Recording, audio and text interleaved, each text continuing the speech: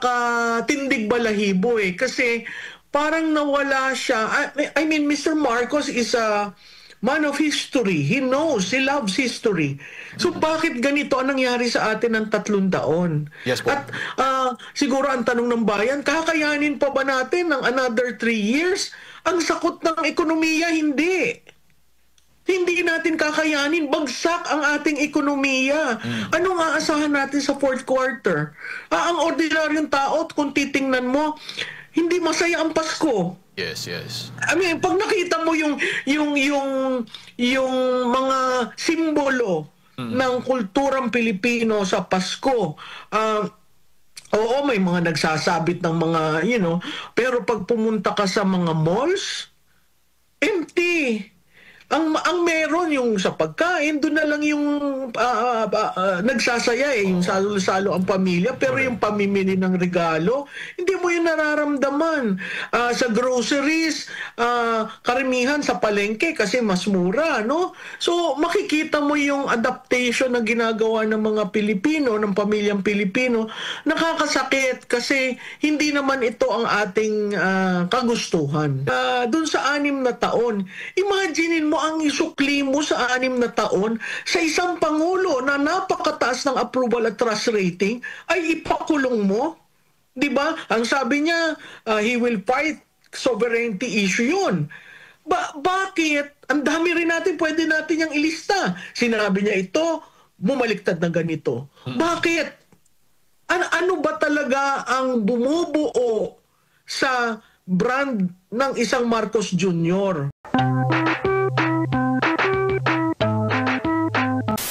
Ano po yung mga inaasahan po ninyo? Dahil kumpara po sa mga nakaraan, may September 21 tayong nangyari at maraming mga protesta nangyayari, rally laban po sa korupsyon. Ano po ang inaasahan po ninyo sa rallying ito? 3 araw na rally ngayon, Prof.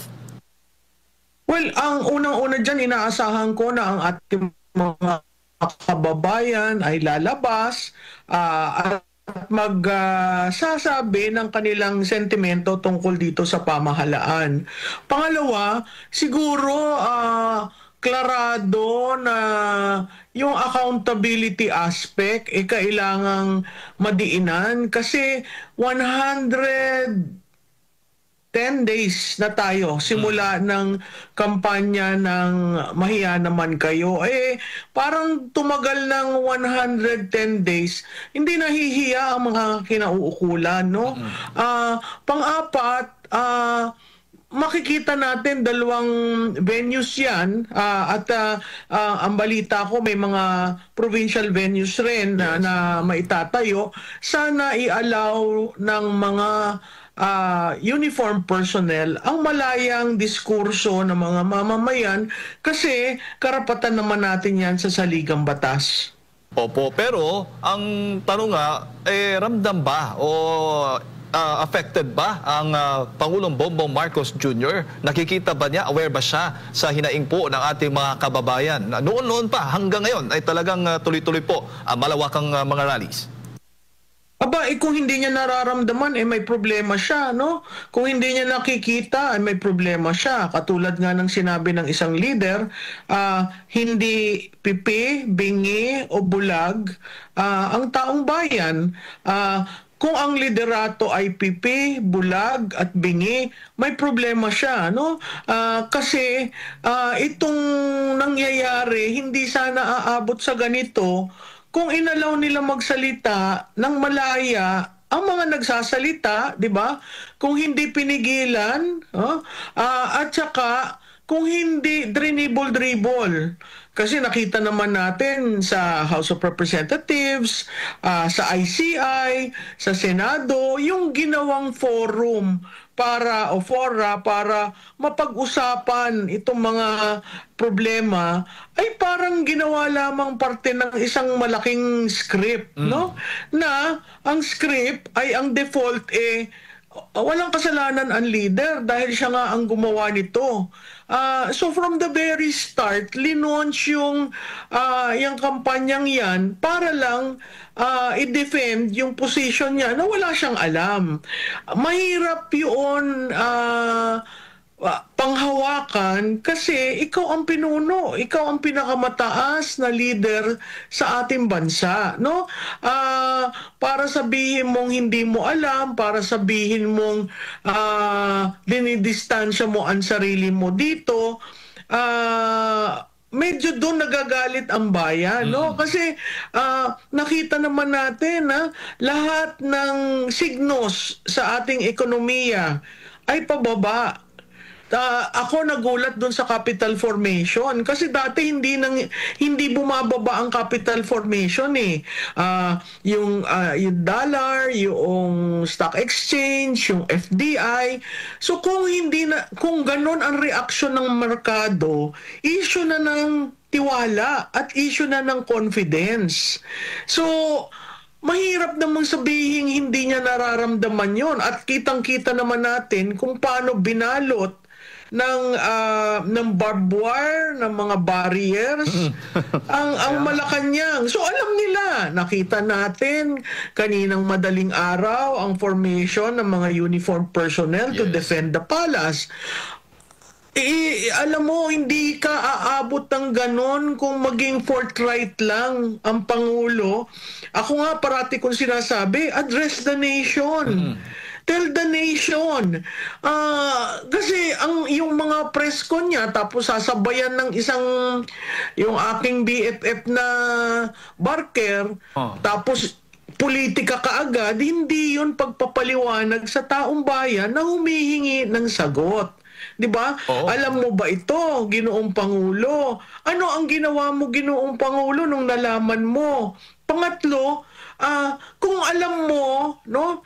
Alam mo kung sino yung mga taong nanggahasa ng ating kabanang bayan.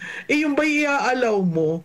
Doon pa lang sa aspetong yon medyo nagugulat ako na hindi totoo ang mga sinasabi at palihis ng palihis. Opo. Prof, naalala po ba ninyo yung may panayam si Pangulong Bongbong Marcos Jr.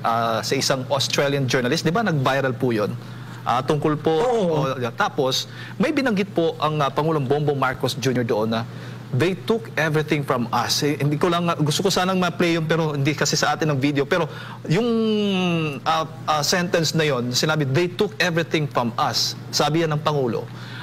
Para ho ba sa inyo ang nangyayari ngayon parang paghihiganti na ginagawa po niya laban sa mga Pilipino at laban sa gobyerno dahil kung naalala natin noon bago siya tumakbo talagang kinukundina siya at marami po ang nagagalit sa kanya dahil po sa mga ginawa ng kanyang ama. Alam mo, napakinggan ko yan. Yan yung interview na tinanong nung host na bakit ka natatawa, di ba? Yes.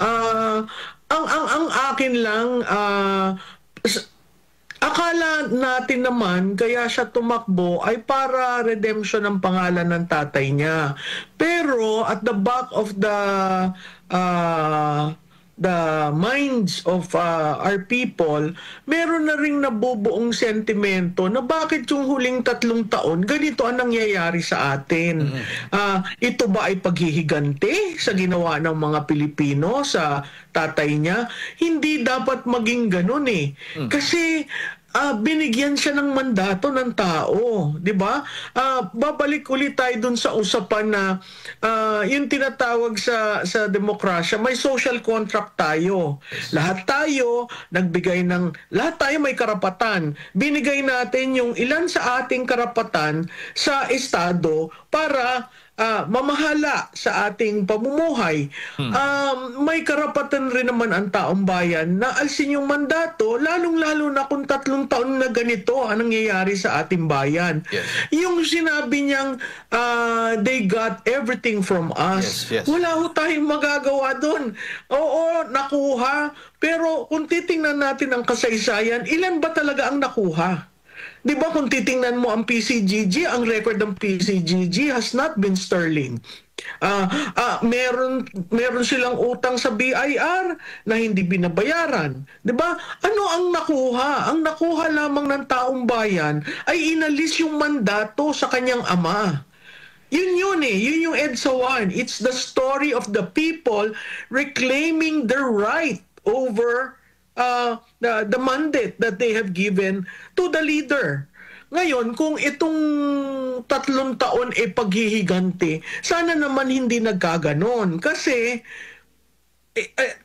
nanalo siya sa eleksyon. Yes. Diba? Yun kung hindi nasabi ng maayos ng taong bayan na ikaw ay aming what do you call this, we have forgiven you, hindi pa ba enough yung nanalo ka ng 31 million? Hindi ba dapat ilagay niya sa isip niya, napakalaking mandato yun?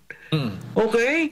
Para sa isang tao na 36 years ago ay inalis ng tao, ng mamamayang Pilipino at napunta sa kung saang lugar. Hindi natin kagustuhan na madala siya sa Hawaii. Exactly. Hindi natin yon. May nag-intervene 'di ba? So, kung ang rason mo kaya ka tumatakbo ay para maghiganti, mali naman 'yon. Pero nakikita natin itong huling 3 taon, parang gano'n ang nangyayari. Bakit mo gagahasain ang kaban ng bayan? 'Di ba? Bakit hindi mo yung realidad na ilagay mo diyan ang 20 billion? Di ba napakalaki yun? O kukuha ako ng 25 billion nakita. Saan mo yan gagamitin? Hindi ba dapat ang panunungkulan ay para sa Pilipino?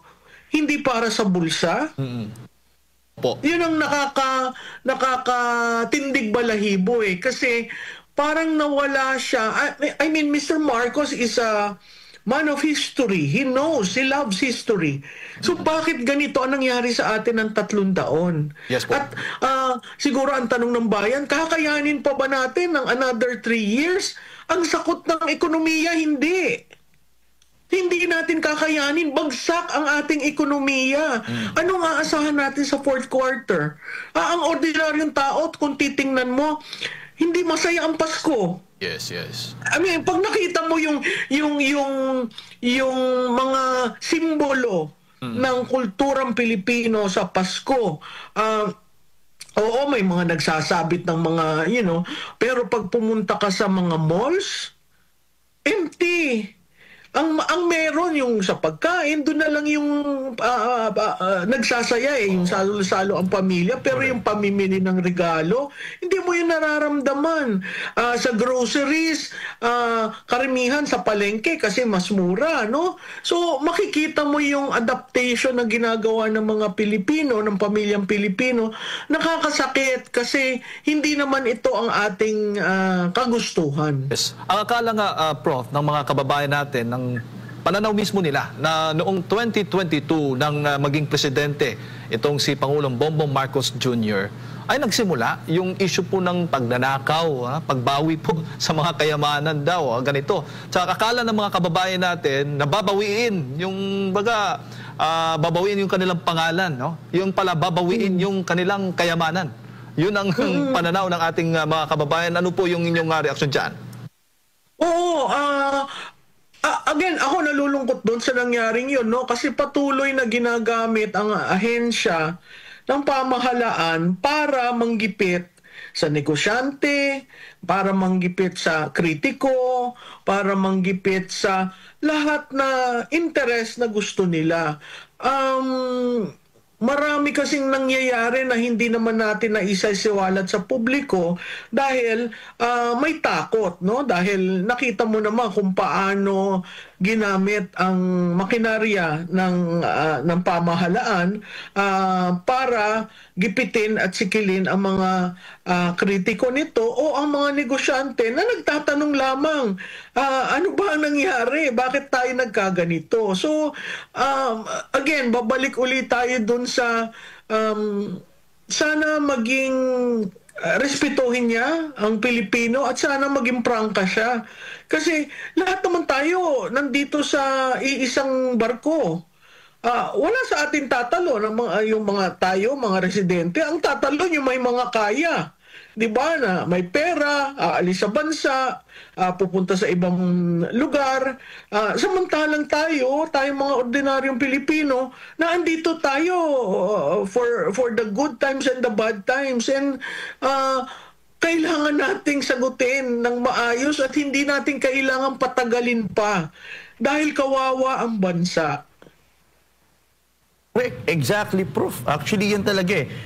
Ang inaasahan kasi, Prof, ng ating mga kababayan, kaya siya binoto, is yung babawiin niya ang pangalan, yung pagkakamali na nagawa ng kanyang ama. Everybody thought that was the reason, yung reason ng pagbawi. Pero tila parang hindi ganun ang linyada. Dahil ang pagbawi ay lumalabas, Prof. Hindi naman tayo humuhusga agad, pero dahil sa nilalabas na pattern ng ating pamahalaan, yung pagbawi sa pera dahil corruption na nangyayari sunod-sunod. Ang pinakamasaklap pa nun ay ipinunto siya ng isa sa kanyang mga kasamahan dyan. At isa nga... Yes, Prof. Tama ka doon, no? Yung pagbawi ng pera, kasi naging pera lahat eh. Di ba, ako ini-expect ko yung day one, sisipagan ko, pakikita ko sa mga kababayan ko, mahal ko kayo, aayusin natin ang bansa natin. Ang dami, pero lahat promiso. Kaya nga na-coin yung word na budol eh. Di ba? Yun ay reaksyon ng tao. Hindi naman humuhusga dahil isa ako doon sa maaga nagsabi, hindi kita nararamdaman. At to a certain degree, ngayon nga ang tawag na tone deaf, di ba? So, yung i-define mo ang administrasyon mo na pera at walang serbisyo. Tingnan na lang natin yung infrastructure. 'Di ba? Hindi naman tayo ang nakaalam na may 5,500 flood control projects completed. Yes, that's right. Siya ang nag-announce, 'di ba? Yes. Pero alam mo ang kagandahan dito sa inyong dalawa, no? Ang kalikasan, ang Diyos, di ba nagpapakatotoo sa lahat ng mga aligasyon. Kaya ikaw, makikita mo, mahal ba niya ang Pilipino? Naglindol. Parang functus officius lang eh. Parang pupunta lang siya doon, kailangan kong magtingin-tingin, magturo-turo. Pero yung caring for the Filipino, yun ang hindi nararamdaman. Kaya nga parating sinasabi, ano ba naman yan? Tone deaf. Kaya ako, hindi ko alam kung talagang na-internalize niya ano ang pagiging Pangulo. Kasi certainly, hindi natin yun nakikita. At ito ay ehemplo na yung GAA 2025, hindi pa nga nagro-rule ang Supreme Court. Kita natin nagbe-breakdown na dahil dito sa sinabi ni dating Congressman Saldico. Yun naman ay kasamahan nila. Hindi ko maintindihan bakit ngayon ang explanation DDS daw si Saldico. Yun naman pwede nilang pabalikin. Kaya nga ang call natin noon, cancelin ang passport na makabalik. Hindi nila ginawa yun. Ngayon nagsasalita, hindi sila magkaintindi. Kasi, imaginein mo, anong ilalabas ng ICI? Ilang oras nag-testify doon si Speaker? Diba? Buti na lang hindi nila ginawang public. Kasi matatandaan natin, diba? Tapos ngayon may ganito yung kay Saldico. Ang akin lang doon kay Saldico, itigil na yung part 1, part 2. Diba? Kasi naaanig ang ating bansa, lalo na ang ekonomiya. Napakahirap na ang ekonomiya natin ay pulutin natin sa lupa. Kaya nga di ba pagkasalita niya, Friday nagsalita yung unang part 1, ay nako ang ating stock exchange ay talagang bumulusok pababa. So, ano ang gagawin natin? Wala namang positibo na sinasabi kung anong gagawin. Yung reaksyon ni Secretary Gomez, Secretary Pangandaman at saka si BFF, hindi naman nag-explain. 'Di ba? Kaya nga ang parati kong sinasabi, gamitin nyo ang PCO as a way of explaining. Hindi yung mambubudol o magpropaganda, explaining. Because if you stop explaining to the people, we will have these rallies. Correct. Diba? Correct. Kaya nga yan, Prof, ngayon, ang taong bayan naman, gusto naman nila malaman kung ano ang magiging sagot. Dahil binoto nga siya ng taong bayan, asan yung, kumbaga, yung utang na loob ng ating Pangulo sa kanyang mga pangako. Dahil naghihintay lahat eh. Like for example, sa SMNI, diba, kung ating babalikan, Prof, tayo nagsagawa ng continuous rally para suportahan ng ating Pangulo sa sunod-sunod na mga rallies niya. Dahil ang kanyang mga pangako, ang kanyang mga plataforma ay talaga naman napakaganda para sa mamamayang Pilipino. Kaso lang nabaliktad din. Pinasara pa ang SMNI.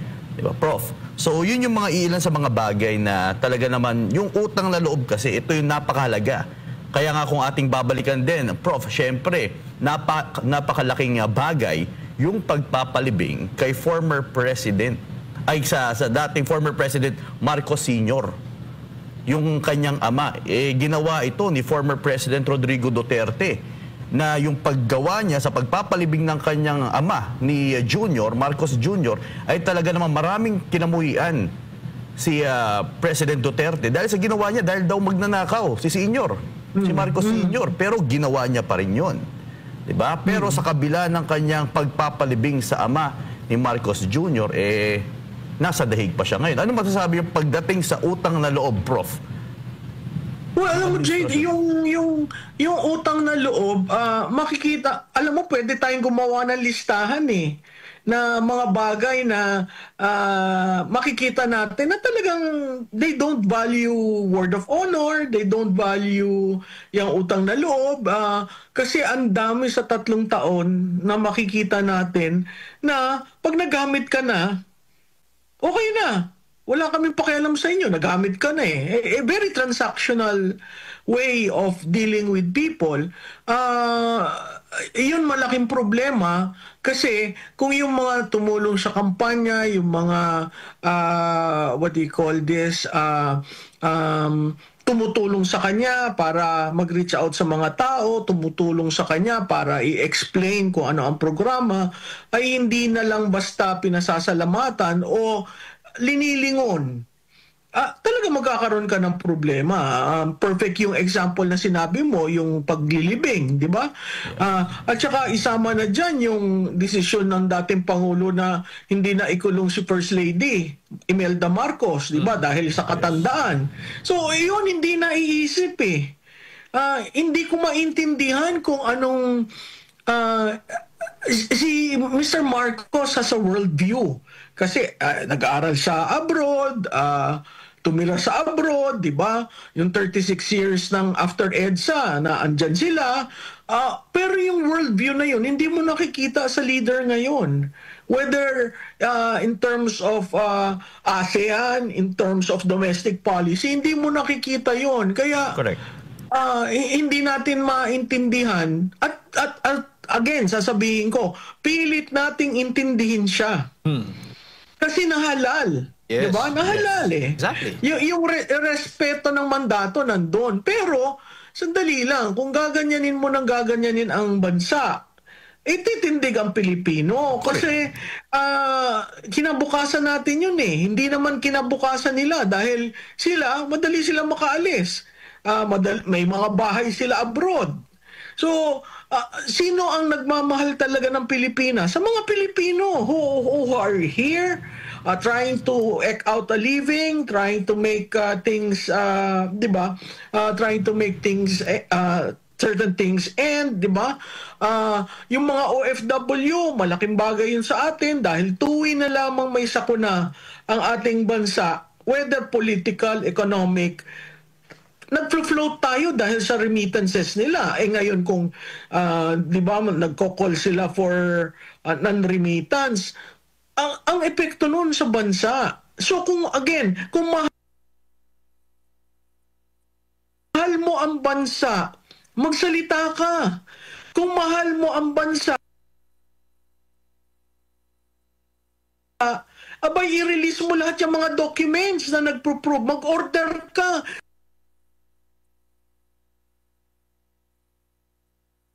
Sasabihin niya, ay hindi, ibang branch yun. Paano ibang branch? Sa Pilipinas, nakita naman natin yung dynastic rule, di ba? Magkaka-kawing-kawing. O ay andali mo namang tawagin ng LEDAC at sabihin na I want all these documents on the GAA 2025 release. Hanggang ngayon, wala tayong nakikitang documents released. Yes, correct, Prof. Mabanggit ko lang, makikita natin sa video, no? Naalala ko tuloy yung kasagsagan ng siege. Doon na rin natulog yung mga police partner. Pero gusto ko lang, Prof, idagdag, ay talaga naman nakakalungkot para sa ating former president dahil alam naman natin kung gaano kahalaga sa mga anak na mabisita ang kanilang magulang. Unang beses na mangyari kay former president dahil lagi siyang nangangako sa kanyang magulang na sa tuwing birthday ng kanyang November 1, kaya November 1. Sa araw ng kaarawan ng ating mga minamahal sa buhay, araw ng patay, partner, ay walang minte si former president na bisitahin ng kanyang magulang. First time nangyari ngayon, Prof. Dahil pinakulong. Yun nga, pinakulong si PRD. Wala talagang utang na loob. Ipinapakitang utang na loob.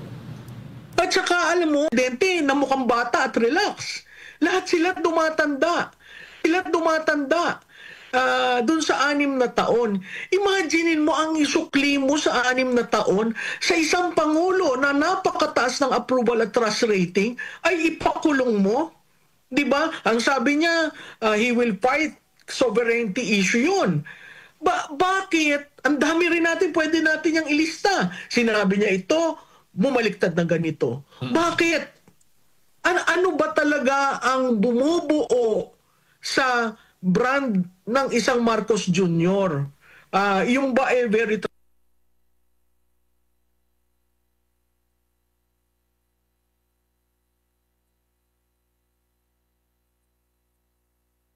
transactional, yung ba ay para sa sarili lamang, yung ba ay para lamang sa bulsa? Kasi certainly in the past 3 years, hindi nagkagulo tayo, hindi dahil sa kung sino, dahil sa pamumuno niya. So, yung kay Presidente Duterte, imaginin mo sa kultura ng Pilipino, di ba, ang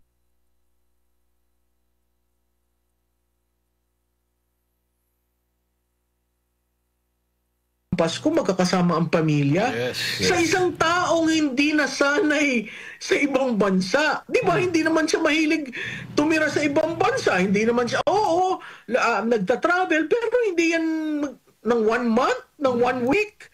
Bumabalik at bumabalik rin. Si Mr. Duterte is a man from the traditional mold, eh. Yes. Di ba?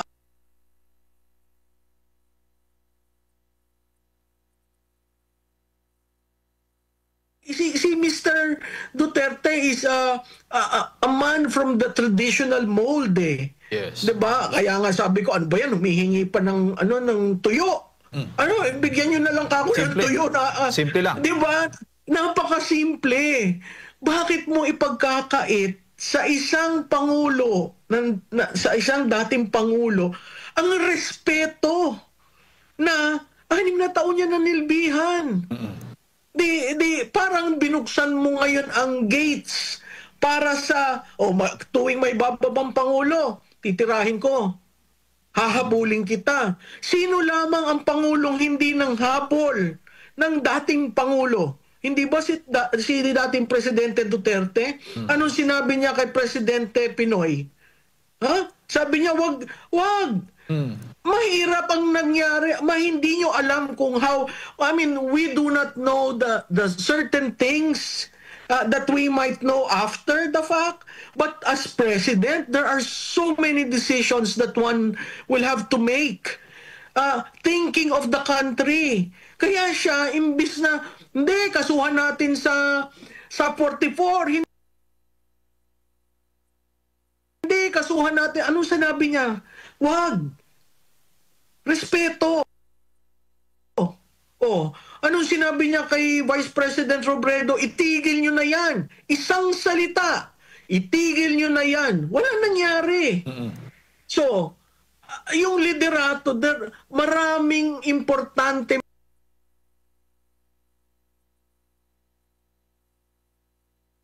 bagay, pag nagsalita ang liderato, susunod. Yes. Yung tinatawag. Ganon yung naging trend. Oo. At saka, alam mo, ang nakakapikon dyan, yan si Secretary John Vic Remulla, ha? Yung pagkasabi na ang mga destabilizers, ikukulong. Sandali lang, bumalik ka uli, Secretary Remulla, sa social contract. May karapatan ang taong bayan, alisin ang mandato. Karapatan natin yan. Karapatan namin yan mag-alis ng mandato. Kasi kami ang nagbigay ng mandato. Ngayon, yung mandato is equivalent to legitimacy. Kung hindi mo naman ginagawa ang katungkulan mo, hindi porke nasa pader kayo, kayo ang may kapangyarihan. Exactly. Dahil sa dulo, ang taong bayan ang may kapangyarihan. That's right. Yes. At isa pa, Prof, 2022 pa, nagpasimula hanggang 2024. Trilyon piso na po ang nawala sa kaba ng ating bayan. Nanakaw po. Kaya ganitong galit ng mga Pilipino. Hindi ko nga maintindihan. Sabi ko, trilyon ang nawala. Yung nakikita natin yung mga bundles ng 1,000. Di ba? Parang, at saka yung mga maleta, at saka kung paano ginawa. Sabi ko, hindi ba may mali na yon? Bakit mo gugustuhin ng limpak-limpak na salapi? Para saan? Hindi ba ganit na yon? Mo gugustuhin ng limpak-limpak na salapi? Para saan? Hindi ba ganit na yon? Ganit na, greed. Nabubuhay ka sa ganon? Parang hindi naman yata masayang tao yung ganon. Nasa iyo lahat ang kapangyarihan, nasa iyo lahat ang pera, pero hindi ka mahal ng tao. So ito nagpapatunay, Prof, na babawiin talaga yung nawalang kayamanan sa kanila. Pero, di ba? Yung 1 trillion, una. Pangalawa, ang pagkuha ng Marcos wealth. Diba? Bakit ba siya pinatawag ni President Trump? Hindi naman tungkol sa trade yun eh. So again, babalik tayo at babalik dun sa kailangan mong kunin. Dahil, bakit? Alam mo kung pinagsilbihan lang ang Pilipino ng 3 taon, mamahalin siya. At makakatira siguro yung susunod niyang yung mga apo niya, di ba, mawawala yung stigma sa Marcos name. Pero tayo, we're the laughing stock of foreign countries. Di ba noong unang nahalal yan, ang sabi, my God, why are you electing the son? Of the dictator. Di ba? Oo, ang dami sa ating, ang mga report ng mga international media, the son of the dictators. Oo. Tapos, yung mga iba kong kaibigan, how could you?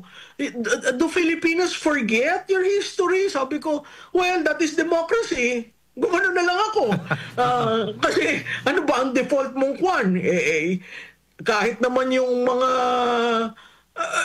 kumbaga, mapagpatawad ang Pilipino eh. Tsaka isa pang medyo hindi magandang trait, minsan madaling makalimot. At kita mo ang nangyari ng pagpasok ng isang Marcos, ha? Hati-hati tayo, kahit sa politika. Wala na yung civility na, si Malu, makaganyan. Hindi, ibabash ka ng ibabash, babastusin ka ng babastusin, dahil, di ba, bawat isa sa atin, may right tayong pumili kung sino ang ating nagugustuhan, napupusuan. Yes. Bakit mo i-crucify yung taong yun, di ba? So, dapat maging acceptable tayo, open tayo, pero walang bastusan, di ba? We have to be civil, we have to be kind to each other. Exactly. Kasi at the end of the day, the politicians will be there, they will go, but tayo yung maiiwanan, paano natin naayusin ang bansa natin. Akala ko nga pwede na tayong magretiro. Kayo, mga bata pa kayo. Yung generation ko, sabi ko, pwede na kami mag-retire. Kaso, di ba? Kailangan po namin kayo. Di ba? Hindi sa ganun eh. Paano ka magre-retire knowing na Ganito nangyari. yung bansa mo ganito? Oo. Yes. Di ba? Totoo And po. alarming. He knows economics. Opo. All the signs are there. Ayoko ang Pilipinas maging failed state. Exactly. Okay?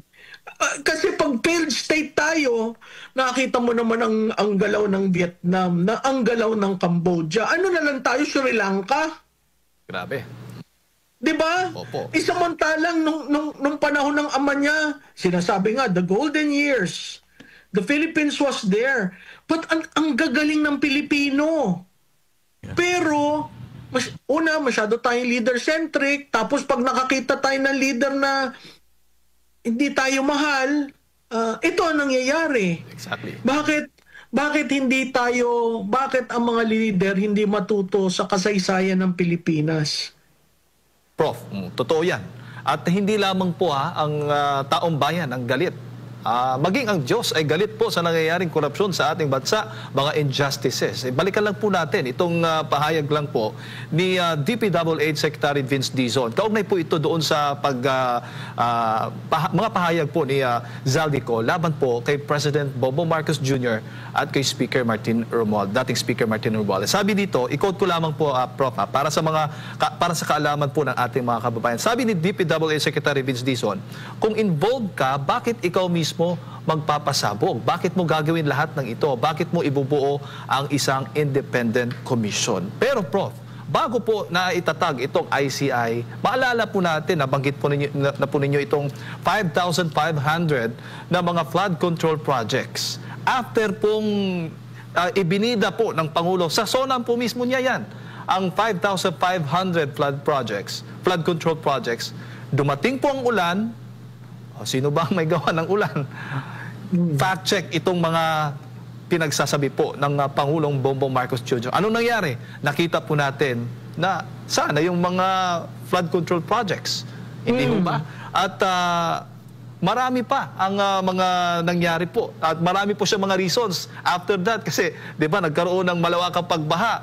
Ang unang reason niya, parang may bumangga na barko. Yung climate change. May bumangga daw barko. Pangalawang reasons pa niya, meron pang na-overwhelm. Yung ganun po na di ba? At yung pangatlo, yung mga huli niya, sabi niya, may mga ghost projects. Mga ganun mga reasoning. So, hindi ibig pong sabihin na ang Pangulo po ang dahilan bakit may investigasyon dito sa flood control project. Kasi kapag hindi po niya binuo itong ICI, ang mangyayari, Prof, kung nakikita po nyo nung nakaraan ng Senado, Senate Blue Ribbon Committee, di ba? Ang unang nag-imbestiga nitong flood control. At si Marcoleta po noon, ang chairman ng Senate Blue Ribbon Committee, kasama si Cheese. At parang papunta na malapit ang papunta doon mismo sa pinaka-mastermind. Nahinto lamang. Kaya nabuo itong ICI. Dahil ito, tinatag mismo ng Pangulong Bongbong Marcos Jr. Ano po ang inyong pananaw hinggil po dyan? Alam mo, hindi niya nga kailangan ibuuin yung ICI eh. Babalik ako doon sa sinabi ni Secretary Vince, no? Bakit hindi niya kailangan buuin, hindi kailangan magkaroon ng yung contractors, etc., etc. Kailangan yung gawin to deflect the issue from him. Klarado naman eh. Nag-present ang 12 contractors. Okay? Bakit 12 lamang? Okay? Nag-present Bulacan. Masyado nilang sinalsal ang Bulacan. Ano sa Ilocos Norte? Ano sa Leyte? 'Di ba? Ano sa Sorsogon? Ano rin sa Davao City? I mean, to be fair with everyone, yung leadership districts ng mga ito. Hindi ba ang Diskaya nasa Ilocos Norte? Hindi ba ang pinakamalaking contractor doon, yung mayor, na linagay niya bilang kalaban ng kanyang pinsan na si Mayor Kion? So, sa Leyte, saan ka naman nakakita ang probinsya may 66 contractors? 66! Gano'ng kalaki ang Leyte? 'Di ba? So, ibig mo sabihin, bawat kilometro, ibang kontraktor? So, itong ginagawa na panlilin lang, para lang yun to defend. Malayo sa kanya. Kasi pag linapit mo, magka-crumble. Dahil tinan mo yung ginawa ni Congressman Ko. Lumapit na lumapit. Di ba? Yes. Ay, kasama pala siya. Yes. Di ba? Parang lahat tayo na siya. Yung first, video. Yes, Lahat exactly. tayo na siya. Kasi, strategic yung niname. Niname yung secretary ng DBM niya. Rename yung, hindi ko alam kung saan yung Cadiz. Rename yung kanyang pinsan. Niname eh. Oh, tapos ang biglang sabi, bakit bakit insertion? Ha? Dapat daw sa NEP, uulitin ko ho, yung hindi nakakaintindi ng budget process. Ang NEP sa executive, may budget call every April. Paano ka dun mag-i-insert? Yun ngang latest, nalaman natin may leadership fund, no? Ako sa buong panahon ko sa gobyerno, hindi ko alam na may leadership fund.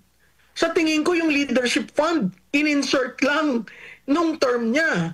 Oh, tapos may unprogrammed appropriations pa. May insertions pa. So magugulat ka, yung sinasabi ni Congressman Ko, sa side lamang ng appropriations. At bakit insertion sa appropriation? Kasi si dating presidente ay naging congressman at naging senador.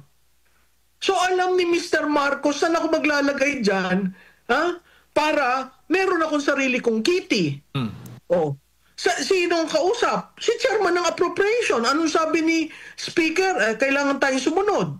Doon sa laysay ng video. Doon sa second video, nagulat ako yung opening. Totoo ang sinabi ni Gutesa. Oh, that proves. So itong si Congressman Ko, dahil dyan sa ginagawa kay Gutesa at ang kanyang pamilya, para na rin niya sinabi, wag niyo namang, don't harm Gutesa. Kasi sinabi niya, totoo yan sinasabi. At kung titingnan natin yung video 2, pag tiningnan mo, bumababa, may nakikitang date eh. So hindi yung sinasabi na, picture lang yan ng mga maleta. Oo. Ang sense ko, tuwing delivery, pipicturean, ilalagay yung date. Yes. Opo. Diba? At yan si Congressman Ko, meron yan tinatawag na blue book. Sabi ko nga, para naman sindikato itong mga ito, linilista. Grabe, ano? Oo. Diba? So ano yung meron tayo sa pamahalaan? We have a syndicated group, we have a syndicated activity by elected Grabe. individuals. Yun ang di ba? At pag tiningnan mo ang mga kongresista ngayon, hindi daw ang balita ko, hindi daw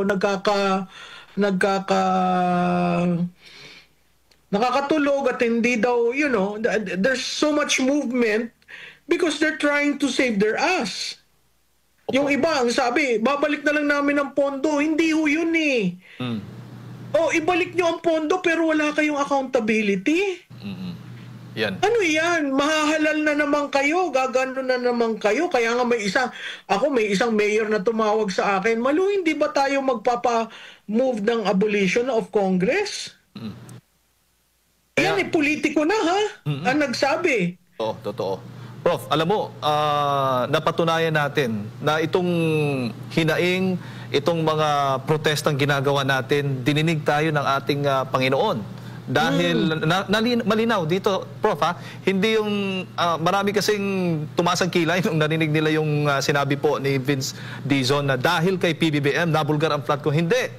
Dahil sa Panginoon, dahil sa kalamidad, dahil sa bagyo na binuhos, na expose itong mga anomalya sa flood control. So, nabulgar na hindi po totoo o walang katotohanan ang pinagsasabi ng Pangulong Bongbong Marcos Jr.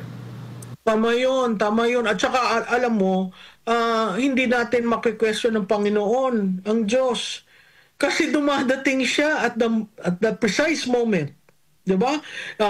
Nung nalindol, Yes. di ba pinapakita sa atin paano ang ating pamahalaan gumalaw? Paano tumulong?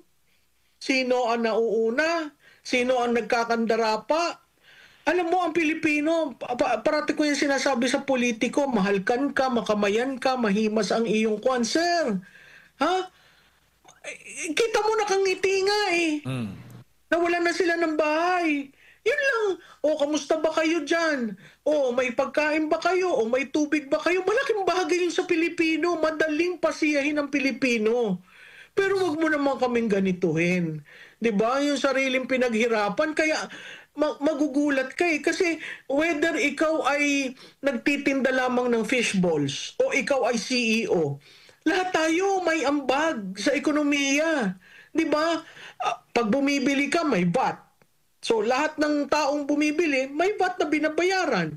Ang CEO nagbabayad ng income tax, nagbabayad ng VAT, 'di ba? Nagbabayad pa ng ang dami yan. So, ang sense natin, may community tayo na nagbabayad ng buwis, tapos yung buwis natin madidiscover natin, ginamit at binubulsa.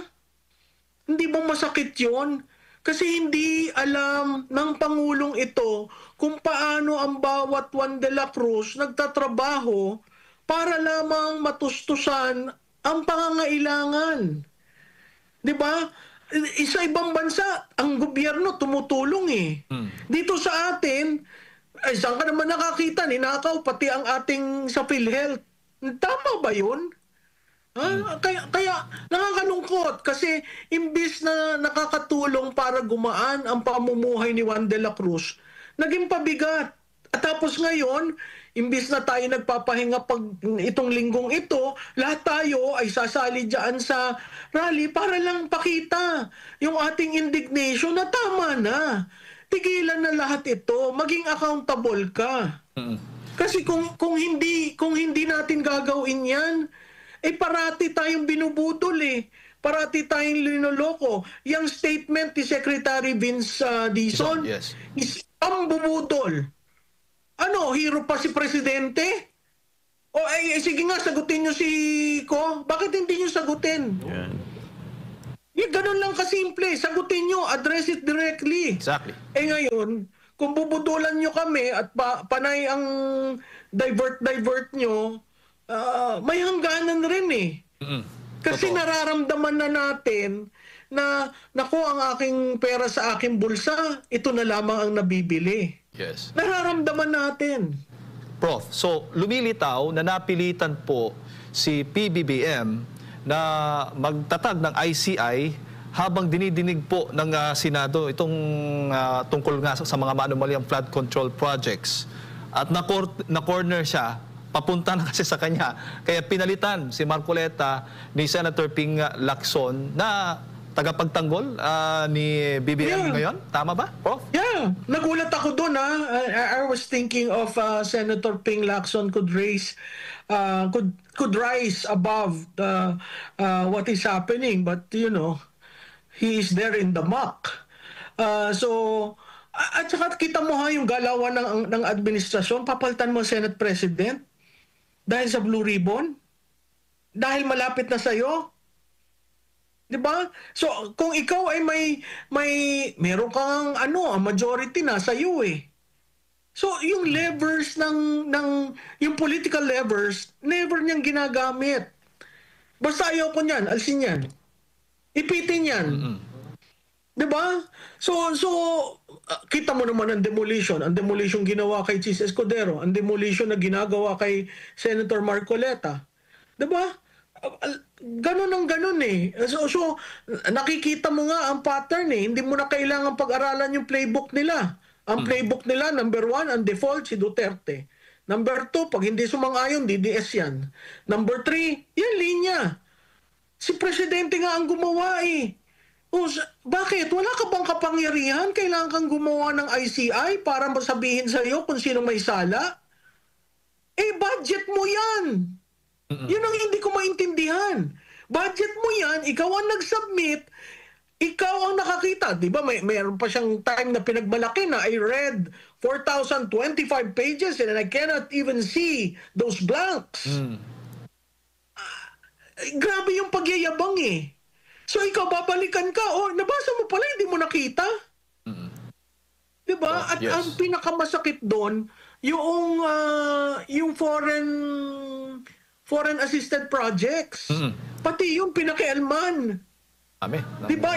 Inalis mo na yung build more nasaan? 'Di ba? Inalis mo na 'yon kasi inalis nila yung pondo eh. Oh, tapos kinuha pa nila yung sa foreign assisted projects. So, ang tanong ko, may nakikita kayong bagong tinatayo? Wala. Dahil ang pondo ninakaw. Well, Sino magpapautang sa atin? Mga Pilipino, tayo po'y magkita-kita sa EDSA. Ako po'y pupunta sa EDSA at pupunta rin po ako sa Quirino. Magtulungan po tayo. Ang kapangyarihan ay nasa atin. Huwag ho kayong maniwala na ang pinakamalakas na may kapangyarihan ay ang Estado. Tayo po ang nagluluklok sa kanila. The power is with us. We gave them the mandate. We can readily take the mandate. They have to be responsible to us. Marami pong salamat at magkita-kita tayo.